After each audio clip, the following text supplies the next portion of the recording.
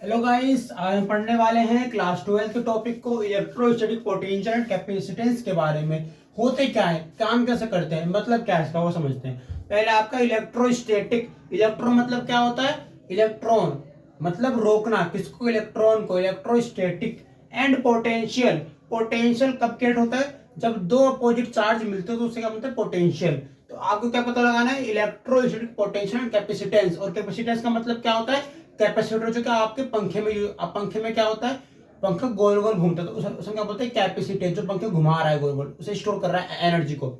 तो अगर एक कैपेसिटेंस स्टोर करता है किसको, पोटेंशियल एनर्जी को। समझना, यहाँ का कंसेप्ट ये है कि अगर एक कैपेसिटेंस या कैपेसिटर स्टोर करता है किसको, एनर्जी को, तो ये स्टोर जो एनर्जी होती है ना, स्टोर एनर्जी, ये स्टोर एनर्जी कन्वर्ट होती है किसके अंदर, पोटेंशियल एनर्जी के अंदर। किसके अंदर, पोटेंशियल एनर्जी के अंदर। इसमें क्या बोलते हैं, पोटेंशियल एनर्जी। यानी कि ये कैपेसिटर हमेशा पोटेंशियल एनर्जी को स्टोर करता है, उसे इकट्ठा करने के बाद उसका यूज करता है, ठीक है। इसमें क्या बोलते हैं, पोटेंशियल एनर्जी। और अगर ये पोटेंशियल एनर्जी हम यूज कर रहे हैं तो पंखे के अंदर पोटेंशियल एनर्जी यूज करते हैं काइनेटिक के फॉर्म में मूव करते। इसमें क्या बोलते हैं कि कैपेसिटेंस ने स्टोर किया एनर्जी को, जो होता है कि पोटेंशियल वाली एनर्जी, और इस पोटेंशियल एनर्जी से हमने क्या बना, काइनेटिक एनर्जी, ठीक है। अब ये पढ़ना है डिटेल में, ठीक है। आगे बढ़ते हैं। देखो पहला आपका एनसीईआरटी है। एनसीईआरटी क्या कहती है, इंट्रोडक्शन। तो एनसीईआरटी क्या बोलते हैं, इंट्रोडक्शन।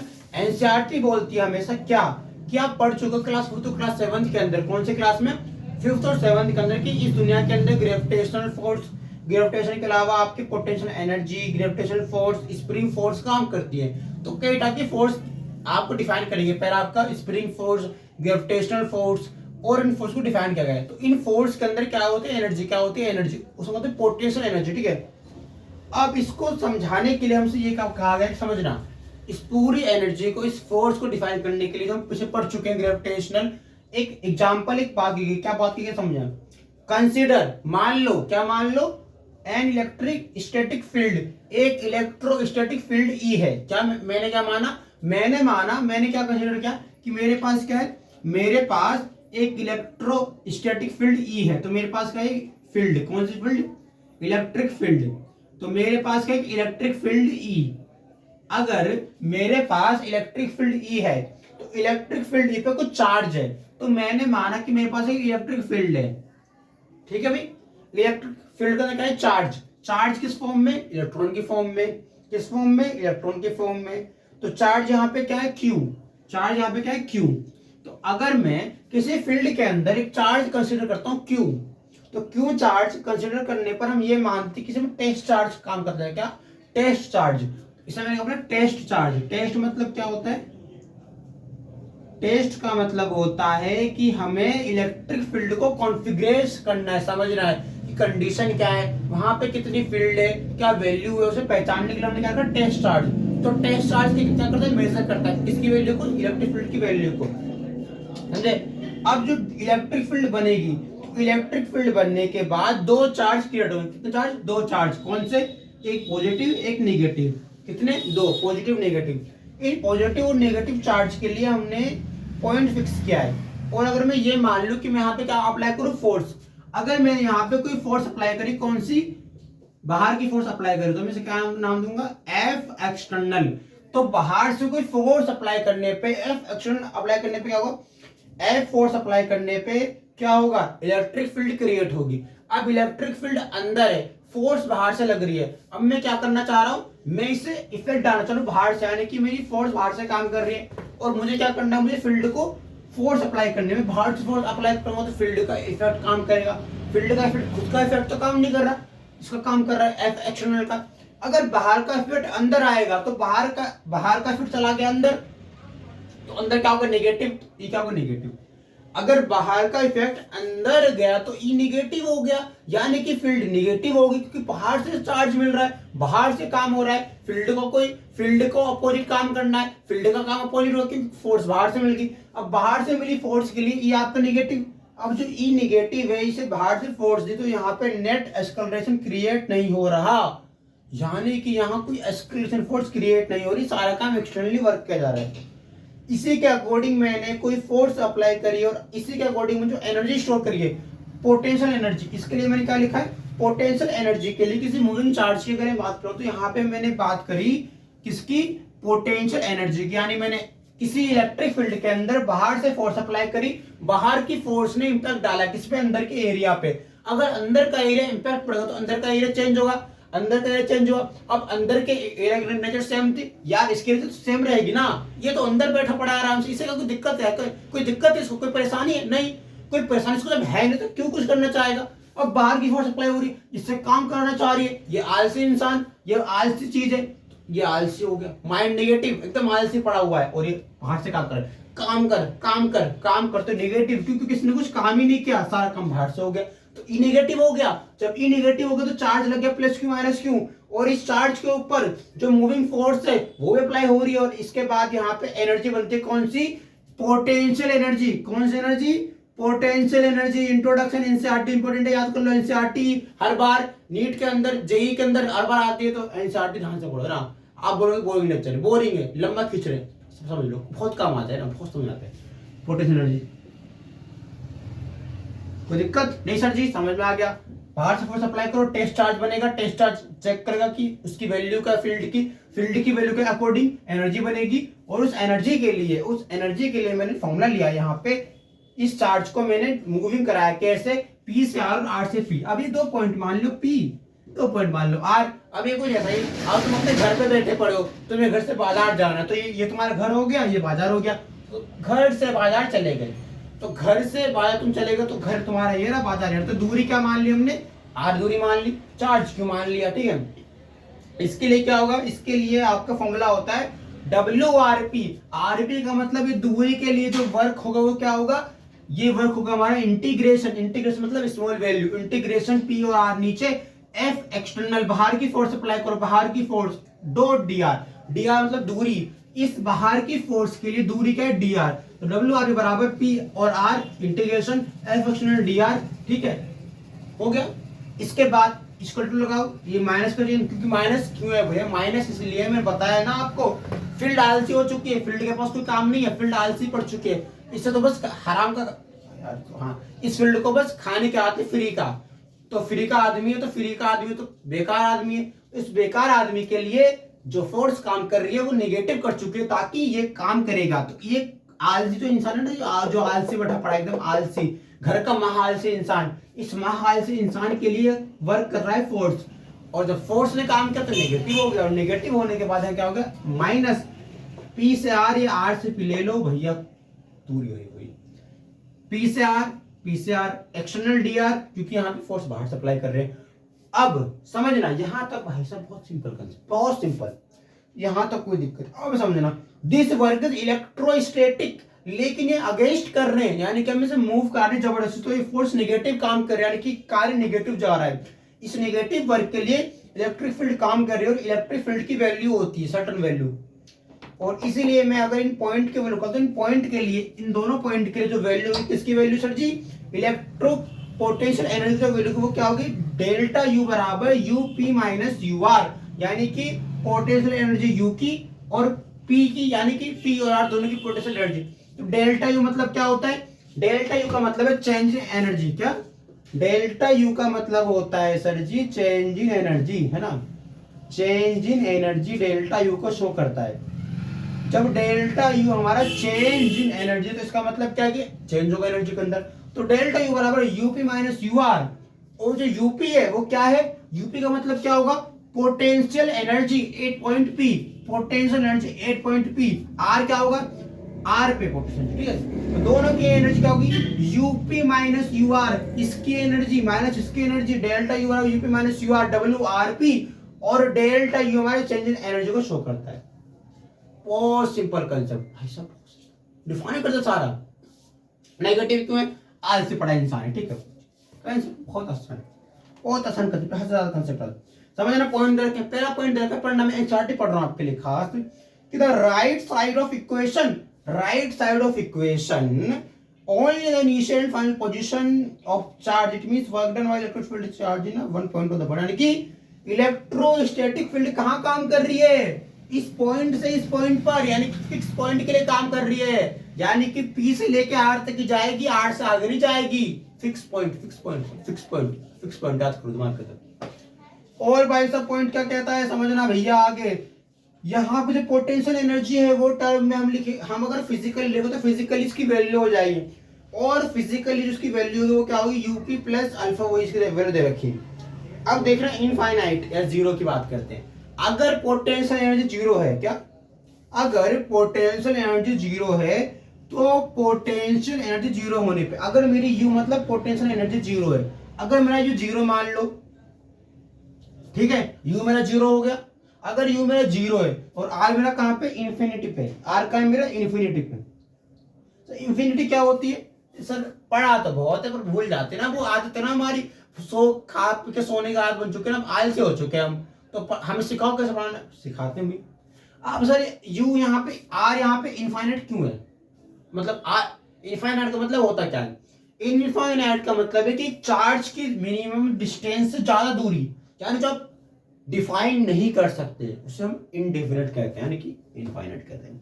अगर तुम इनफाइनाइट के लिए वैल्यू निकालोगे तो इनफाइनाइट के लिए होगा हमारा डब्ल्यू इनफाइनाइट पी।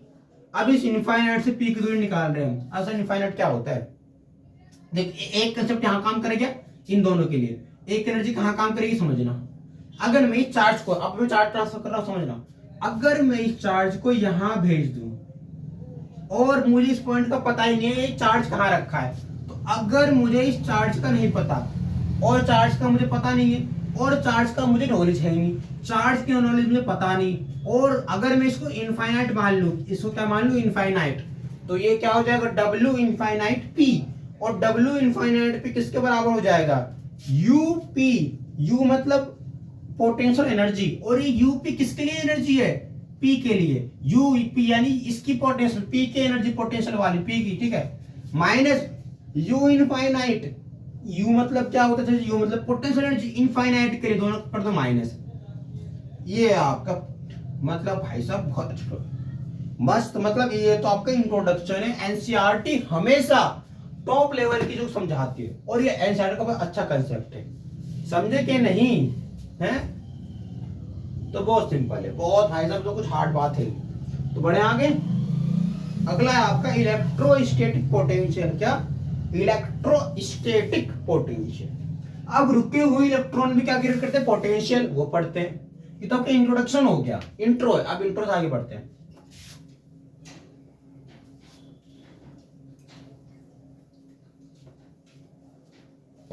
अब क्या आपका इलेक्ट्रोस्टैटिक पोटेंशियल,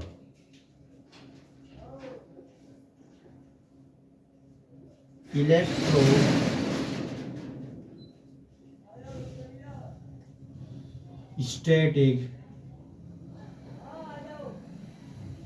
पोटेंशियल। अब ये क्या होता है, इलेक्ट्रो मतलब क्या होता है, इलेक्ट्रो मतलब होता है इलेक्ट्रॉन। अगर कोई इलेक्ट्रॉन स्टैटिक फॉर्म में है, रुका हुआ है, तो उसके लिए पोटेंशियल क्या होगा, क्या पोटेंशियल वैल्यू क्या होगी, तो रुके हुए चार्ज के लिए पोटेंशियल वैल्यू क्या होती है पता है आपको, सोचेंगे भाई आपने, देखो क्या लिखा है, कंसीडर्ड, हमने क्या मान लिया, हमने माना है चार्ज क्यों है, तो मैंने कंसीडर किया चार्ज क्यों, ठीक है, कोई दिक्कत नहीं। अगर मैं चार्ज क्यों कंसीडर करता हूं तो मैं डिफाइन क्या करूंगा, पोटेंशियल एनर्जी। तो मैं अगर मैं डिफाइन करूं, क्या डिफाइन करूं, पोटेंशियल एनर्जी, तो मेरी पोटेंशियल एनर्जी किसके टर्म में बता रहा हूं, यू, चार्ज के टर्म में, तो मेरी पोटेंशियल एनर्जी किसके टर्म में, चार्ज के टर्म में। तो मैं ये लिख सकता हूं कि मेरा जो यू है वो टर्म ऑफ किस में जाए, क्यू में। अगर यू मेरा चार्ज क्यू में चला गया, मतलब कि मैं यू को डिफाइन कर रहा हूं चार्ज की फॉर्म में, और यू मेरा चार्ज, और इसका वर्क कितना होगा, इसका वर्क होगा F बराबर क्यू ई। इस पे लगने वाला वर्क कितना, इस पे लगने वाला जो वर्क है, जो फोर्स, यहाँ फोर्स कितने काम करेगी इस पॉइंट पे, F बराबर क्यू ई। तो क्यू ई फोर्स मैंने अप्लाई कर दी, और मैंने जो एनर्जी है उस डिफाइन कैसे क्या है, मैंने डिफाइन किया एनर्जी को चार्ज की फॉर्म में, क्यू की फॉर्म में। इसके अकॉर्डिंग मैं वर्क करता हूँ, जो वर्क होता है मेरा वो क्या है, कॉन्फिगरेशन में वैल्यू है, ठीक है, पोटेंशियल की। अभी वैल्यू किस पर डिपेंड करती है, ये डिपेंड करती है एक्सटर्नल फोर्स पे, क्यों, क्योंकि यहाँ पे जो वैल्यू है, जो ये फोर्स है क्या आपकी एफ एक्सटर्नल, कौन सी एफ एक्सटर्नल, यानी कि यहाँ जो आपकी वैल्यू जिसकी बात कर रहा हूँ, जो वैल्यू चार्ज रुका हुआ है तो मूविंग चार्ज होना चाहिए, चार्ज तो स्टैटिक फॉर्म में, तो इसमें बाहर से ऐसे फोर्स अप्लाई करूँ, तो बाहर से फोर्स ऐसे, यार समझते नहीं तुम यार, देखो बाहर से फोर्स ऐसे अप्लाई कर रहे हो, ऐसे मतलब कि एक्सटर्नली वर्क कर रहे हैं इसके ऊपर, चार्ज क्यू के ऊपर, और यूज की क्या पोटेंशियल एनर्जी। तो इस पूरे सिस्टम के लिए अगर मैं आपसे ये बोलूं कि इसमें गिवन इसका वर्क डन क्या होगा, इसका वर्क डन होगा हमारा R2P, इस R2P हमारा वर्क डन कितना होगा, ये वर्क डन होगा हमारा VP माइनस VR। अगर मैं इस पूरे प्रोसेस के अंदर इस P को R से घटा दूं तो मुझे क्या मिलेगा, वर्क डन, ठीक है। तो बराबर हो जाएगा, बराबर UP मतलब potential energy point at P minus UR, R की अपॉन Q, दिक्कत नहीं।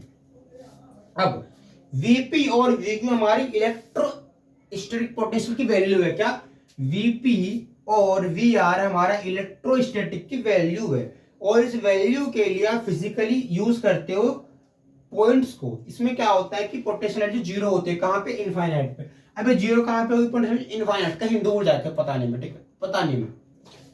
इस कंडीशन में क्या होता है Vp अब अगर वर्क डन एक्सटर्नल फोर्स की बात करें तो ये बाहर से फोर्स काम कर रहे हो, तो बाहर से फोर्स काम कर रही है, यानी कार्ड अपोजिट क्या जा रहा है, अपोजिट काम कर रहे हो। इस अपोजिट काम के लिए इलेक्ट्रोस्टैटिक पोटेंशियल एक पॉइंट पे वैल्यू इसके फाइंड करना चाहेंगे, यानी अदर वर्ड में हमें क्या डिफाइन करना है, यानी जो पॉजिटिव चार्ज जो मूव कर रहा है कैसे, इनफाइनाइट से लेकर किसी पॉइंट पे। तो सिंपल सी बात है, ये जो चार्ज है कहाँ जा रहा है, इनफाइनाइट से किसी पॉइंट पे। कैसे, यहाँ देखो P और R को दो पॉइंट लिए थे, इसका कोई चार्ज क्यों मैंने यहाँ फिक्स कर दिया, कहाँ मूव कर रहा है, इनफाइनाइट से लेकर किसी पॉइंट पे, ये रहा वही चीज है, ये इनफाइनाइट है पॉइंट। इसके अकॉर्डिंग मेरा टेस्ट चार्ज यहाँ काम करेगा, और टेस्ट चार्ज होगा वो डिफाइन करेगा कि यहाँ पे क्या इक्वल अपोजिट फोर्स काम कर रही है कि नहीं। तो जो टेस्ट चार्ज मैं यूज करूंगा, टेस्ट चार्ज क्यों, तो मेरा टेस्ट चार्ज आइडेंटिफाई करता है चार्ज की वैल्यू को, चार्ज के नेचर को। तो टेस्ट चार्ज का मेन काम क्या होता है कि चार्ज इक्वल होना चाहिए, चार्ज अपोजिट होना चाहिए, इन सबको डिफाइन करने के लिए मैं टेस्ट चार्ज लगाता हूं, ठीक है, टेस्ट के, ठीक है। ये सारे फंक्शन इसके भाई बस में इतना, ये पोटेंशियल अब किसी पॉइंट पे भी इसकी वैल्यू क्या होगी वो भी हमें देखना है, ठीक है। अब किसी पॉइंट की बात कर ली, इसमें वीडियो लंबी हो चुकी है। देखो मैं तो पूरा उत्साही बंदा हूँ, मैं तो पढ़ाना यार, आप तो सब्सक्राइबर लोग करते ही नहीं, आप सब्सक्राइब मुझे, तो क्या कर सकते हैं ना, आपने सब्सक्राइब करते ही नहीं हो, कोई नहीं, पढ़ाना तो है मेरा काम, तब भी पढ़ाऊंगा मैं। ये हो गया आपका पॉइंट। अब यहाँ कुछ हम एक पॉइंट पे बात करते हैं, पॉइंट क्या है, किस पॉइंट की वजह से पूछा जा रहा है, वो पॉइंट देखो, उस पॉइंट को समझो।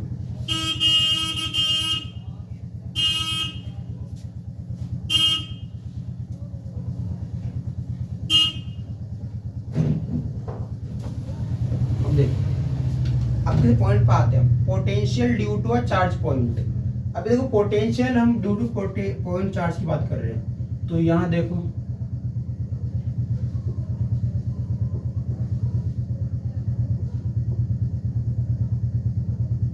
Potential due to a point charge.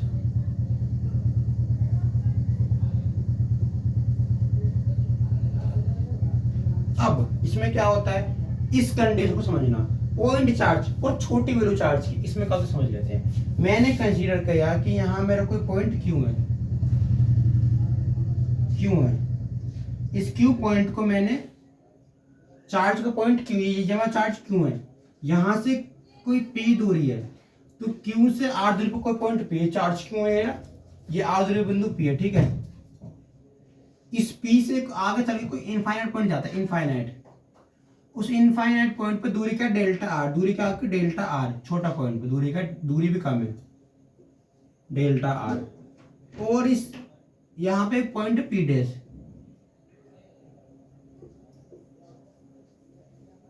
अब देखो इसका मतलब क्या है कि जो हम काम कर रहे हैं, जो हम वर्क कर रहे हैं, वो पॉजिटिव पे काम कर रहा है। अब पॉजिटिव पे काम कर रहा है, चार्ज की वैल्यू बढ़ रही है।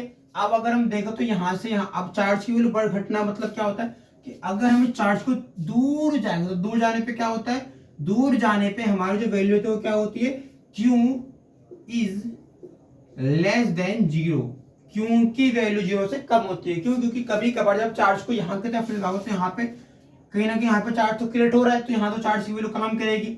और अब दूर जाएंगे तो दूर जाने पे चार्ज की वैल्यू कम हो जाएगी। चार्ज की वैल्यू कम होगी, जाने की जीरो तो वैल्यू कभी होगी नहीं, दूर जाने पे इनफाइनाइट ही होगी। तो दूर जाओगे तो भी वैल्यू जीरो नहीं होगी।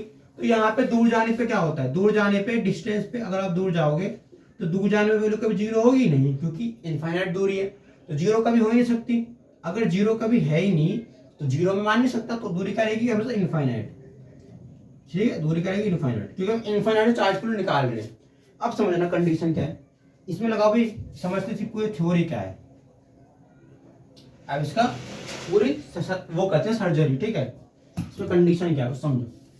अब देखो भैया मेरी बात सुनना, यहाँ समझना क्या सच्ची है। देखो, कंसीडर पॉइंट चार्ज, चलो मान लेते हैं हमसे एनसीईआरटी कहती है चार्ज ले लो, पॉइंट चार्ज ले लो, पॉइंट चार्ज। ठीक है, considered point charge origin point, इसमें क्या बोलूंगा ओरिजिन पॉइंट, यहां से स्टार्टिंग होती है origin point for the fitness take Q positive charge.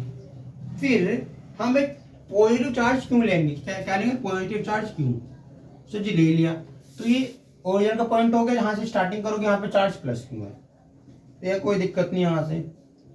अब वी विश टू डिटरमाइन, हमें जानना है, क्या जानना है potential, potential at any point P. हमें क्या निकालनी है पोटेंशियल की वैल्यू। अब इस पोटेंशियल की वैल्यू में क्या करना, कहीं पॉइंट पी पे अगर मैं ये मान लूं कि यहाँ मेरा पॉइंट पी है, तो मुझे ओरिजिन की दूरी जो है यहाँ जो स्टार्ट कर रहे स्टार्टिंग से पी की दूरी फाइंड करनी है। तो इस दूरी पी पर हमें चार्ज की वैल्यू निकालनी है, और चार्ज की वैल्यू निकालनी है। और पहली बात ये वर्क अगेंस्ट काम हो रहा है, क्योंकि चार्ज क्या रुका हुआ है, रुका हुआ होता है मतलब कि वर्क करना पड़ रहा है चार्ज। अब यहाँ की फील्ड आलसी है, तो इस आलसी फील्ड के लिए हम क्या करेंगे, इस आलसी फील्ड के लिए हम फोर्स अप्लाई करेंगे, और जब फोर्स अप्लाई करेंगे तो चेंज होगा, चेंज होने से क्या होगा फील्ड की वैल्यू बढ़ेगी। अब फील्ड की वैल्यू बढ़ेगी, इसका मतलब क्या हम पाथ मूव कर रहे हैं, कि हम इनफाइनाइट से पॉइंट पी को मूव कर रहे हैं। आपका पॉइंट ये रहा है, इनफाइनाइट पॉइंट आपका ये मान लो, पॉइंट पी ये मान लो, मतलब जो मूवमेंट हो रही है कैसे हो रही है इनफाइनाइट टू पॉइंट पी। ठीक है, और समझना इस पूरे पॉइंट के अंदर हमें फोर्स निकालनी है, किसके लिए पॉजिटिव चार्ज के लिए। तो ये हो जाएगी Q इंटू 1, क्योंकि हम यूनिट की वैल्यू 1 के बराबर है। ठीक है, इसमें Q into 1 upon 4 pi epsilon not R square और R कैप, जो कि शो करता है डायरेक्शन को। ठीक है, R कैप। अब W की वैल्यू क्या होगी, डेल्टा W, डेल्टा मतलब change, W change in W। ठीक है, तो W वर्क यानी चेंज इन वर्क क्या होगा, ये होगा माइनस का, क्योंकि चार्ज नेगेटिव, क्योंकि भैया फील्ड आलसी है। आप कोई आलसी इंसान को तुम जगाओगे तो तुम्हें ज्यादा हिम्मत करनी पड़ेगी ना जगाने के लिए, तो इस आलसी फील्ड में काम नेगेटिव होता है, वो काम नहीं कर रहा, काम हम कर रहे तो वो वैल्यू नेगेटिव, यानी कि हम घट रहे हैं, हमारा नुकसान हो रहा है, पर वो बढ़ रहा है, यानी कि हम घट रहे हैं वो बढ़ रहा है, यानी कि फील्ड नेगेटिव है। फील्ड नेगेटिव तो वर्क नेगेटिव, नेगेटिव वर्क है, तो नेगेटिव वर्क के लिए भैया तुम समझो यार W माइनस क्यों आ गया, upon 4 pi epsilon not R square into delta R के ऊपर डैश। ठीक है, अब नेगेटिव साइन लेंगे, नेगेटिव साइन लेने पे क्या होगा, डेल्टा R लेस देन 0, क्योंकि नेगेटिव साइन में डेल्टा R की वैल्यू बढ़ेगी, क्योंकि ये नेगेटिव साइन लेंगे होता है कि हम उसे मूव करा रहे भाग की तरफ एरिया से। तो इस कंडीशन में क्या होगा, अगर हम ये मान ले कि हमारा R डैश इनफाइनाइट है, क्या R डैश इनफाइनाइट है, अगर R डैश इनफाइनाइट है और R डैश इनफाइनाइट से लेकर कहां मूव करता है R तक, तो अगर समझना भैया, अगर R डैश मूव करता है इनफाइनाइट से लेके R डैश तक, तो change in distance delta R, delta R change in distance. अब डेल्टा R, अब अगर इस कंडीशन को समझना, अब इसे समझो, मतलब डेल्टा R भी यहाँ पे आ गया दूरी, क्योंकि यहाँ पे चेंज हुआ। ठीक है, इसके बाद क्या हुआ, इसके बाद वही हुआ, वही समझो कि W बराबर इंटीग्रेशन लगा दो, इंटीग्रेशन लगाने के बाद इनफाइनाइट ये पकड़ो, R ये पकड़ो, दोनों को एक साथ रख दो, Q upon 4 pi epsilon not R square dr dash और ये क्यू किसके बराबर हो जाएगा, ये क्यू बराबर हो जाएगा हमारा Q upon 4 pi epsilon not R dash, ये आपका इंटीग्रेशन फॉर्म बन जाएगी।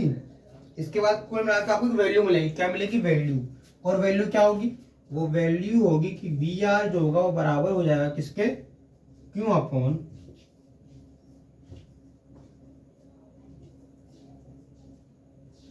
4 पाई एप्सिलॉन नॉट आर के वी आर बराबर हो जाएगा। ठीक है ये। और अगर इस वैल्यू की बात करें तो इसके लिए क्या बनता है, कर्व। क्या बनता है, कर्व। और इस इक्वेशन को अगर कर्व के रूप में डिफाइन करो तो क्या होता है, इस इक्वेशन को डिफाइन करें कर्व के फॉर्म में तो क्या होगा, कर्व की फॉर्म में डिफाइन करने पे कुछ नहीं होता, यहां होता है तुम्हारा, यहां पे ई और वी का रेशियो होता है। कैसे होता है समझ लेते हैं। यहां पे पहले ये आपका, इसमें क्या बोलते हैं, ये आपका वोल्टेज है, क्या है, वोल्टेज। और ये आपका क्या है, इलेक्ट्रोस्टैटिक चार्ज की वैल्यू। ठीक है, अब रीडिंग कैसे आ रही है समझ लो, रीडिंग कैसे आ रही है, रीडिंग समझना ऐसा आ रही है, यहाँ पे 5, 4.5, 3.5, 3, 2.5, 1.5 और 1.5 को मिला के भी यहाँ पे ये हो गया।